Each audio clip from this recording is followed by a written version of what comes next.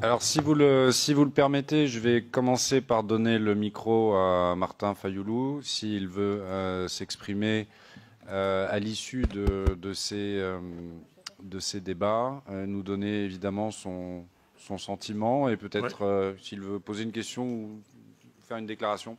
Ben, écoutez, moi j'ai d'abord merci et grand merci aux organisateurs de ces colloques et merci au docteur Mukwege d'avoir ressuscité les rapports mapping. Et merci aux orateurs de ce matin et de cet après-midi. Je crois qu'il y a un problème, un sérieux problème. Et cette dernière photo m'interpelle. Et aujourd'hui, je me pose la question. Pendant la guerre froide, c'est Mobutu qui était mis quelque part et tout le monde, en tout cas les États-Unis en premier, ont utilisé Mobutu. Et maintenant, on parle de mondialisation et j'ai l'impression que c'est Kagame qui est utilisé. Qu'est-ce qui se passe exactement? Mais j'ai un problème. J'ai discuté avec les gens du Quai d'Orsay, M. Rémi Maréchaux, j'ai discuté avec M. Franck Paris. Je leur dis que je ne comprends absolument rien. Le Congo, mon pays, près de 90 millions d'habitants, entouré par 9 voisins, dont 5 ne parlant pas le français, y compris le Rwanda. Parce que le Rwanda est aujourd'hui dans les Commonwealth un pays anglophone. Mais on s'organise pour donner la francophonie à Louise Mushikiwabo. Alors,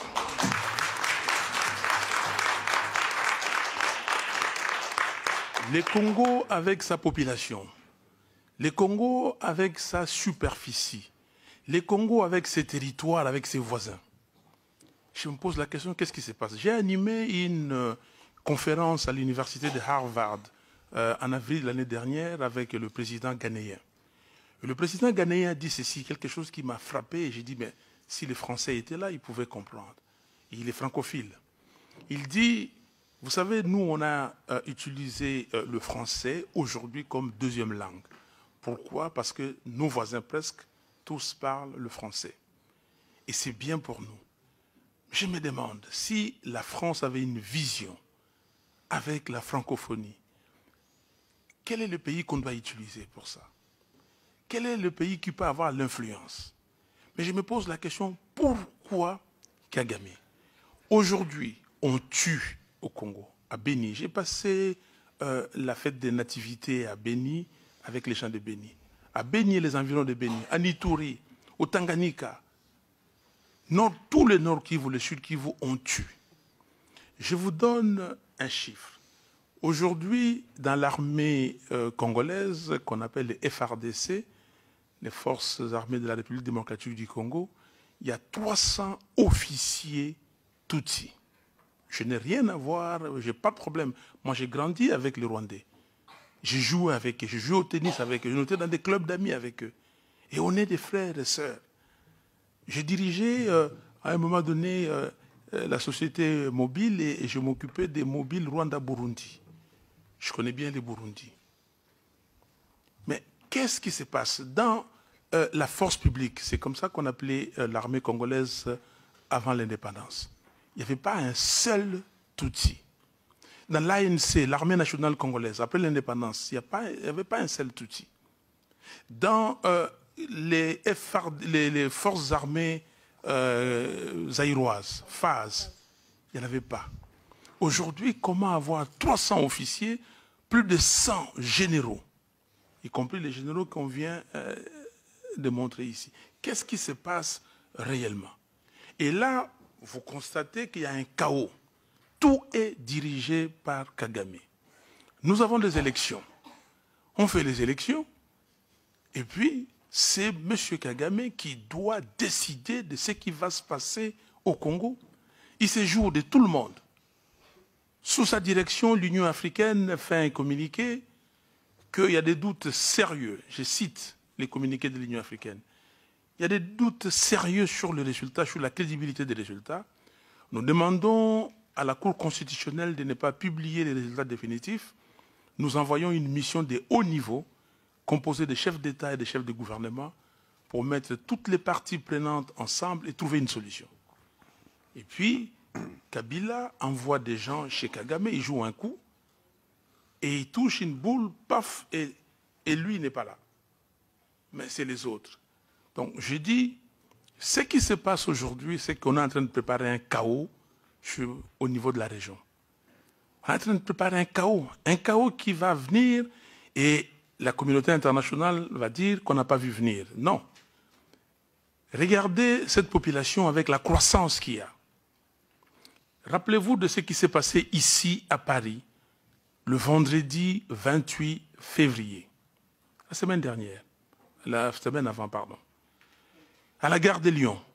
Ce qui s'est passé, on a dit beaucoup de choses. Personne ne peut soutenir la violence. Nous sommes tous contre la violence. Mais à un moment donné, les gens se laissent prendre. Ce qui s'est passé ici, c'est ce qui devait se passer au Congo. Mais les jeunes gens se sont dit, ici c'est un état de droit. Le pire que je peux connaître, c'est que je sois emprisonné. Mais on ne va pas me tuer. Et si au Congo, il n'y avait pas un régime dictatorial, ça se serait passé tous les jours comme ça, et c'est ce qui s'est passé. Et les autorités françaises ne veulent pas tirer des leçons. Les médias ont essayé de survoler la question, ce qui s'est passé le vendredi 28. Mais ils ne sont pas entrés dans le détail pour savoir qu'est-ce qui se passe. Donc, moi, ce que j'ai dit, c'est courage que vous avez pris pour organiser ces colloques. Je vous remercie. Mais je demande, quelle est la suite? Qu'est-ce que nous devons faire?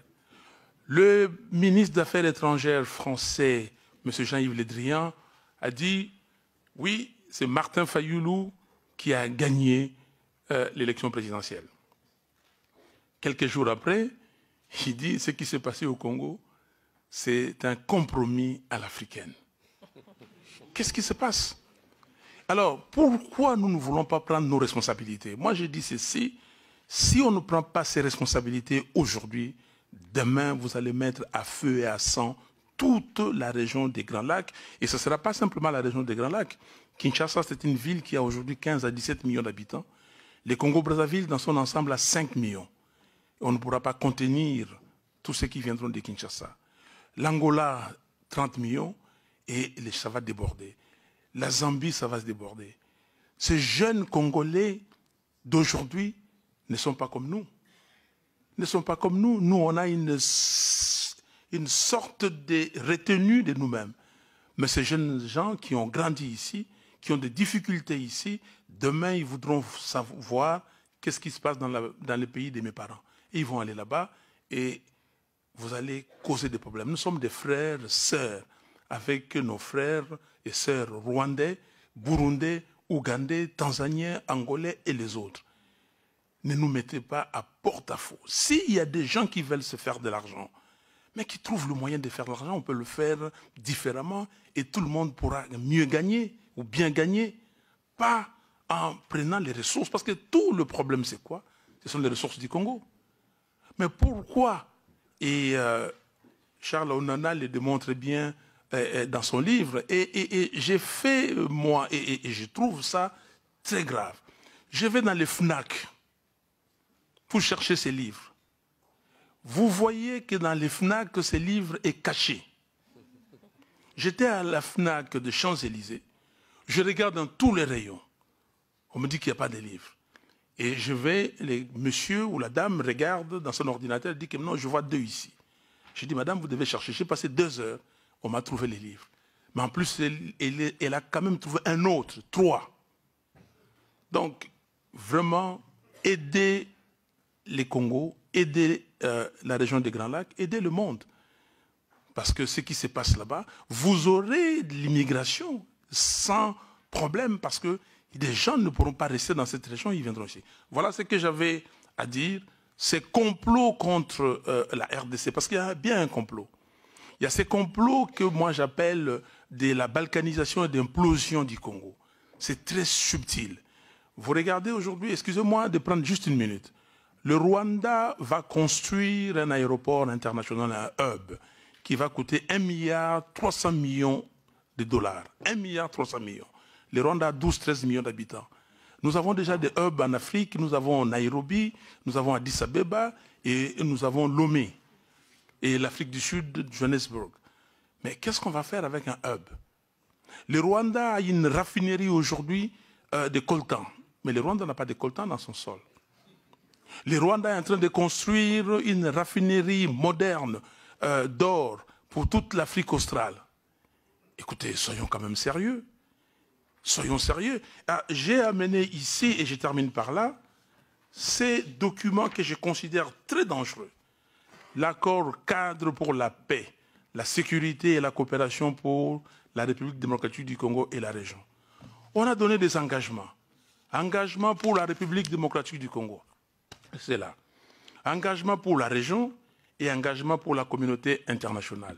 Nulle part on a donné les engagements pour le Rwanda, le Burundi et l'Ouganda. Et dans l'engagement pour la région, c'est curieux, ce que le président Sarkozy avait dit à un moment donné ici, et ces jours-là d'ailleurs j'étais à Paris, il dit renforcer la coopération régionale, y compris à travers l'approfondissement de l'intégration économique avec une attention particulière accordée à la question de l'exploitation des ressources naturelles. Qu'est-ce que ça veut dire? Qu'est-ce que ça veut dire? Merci beaucoup.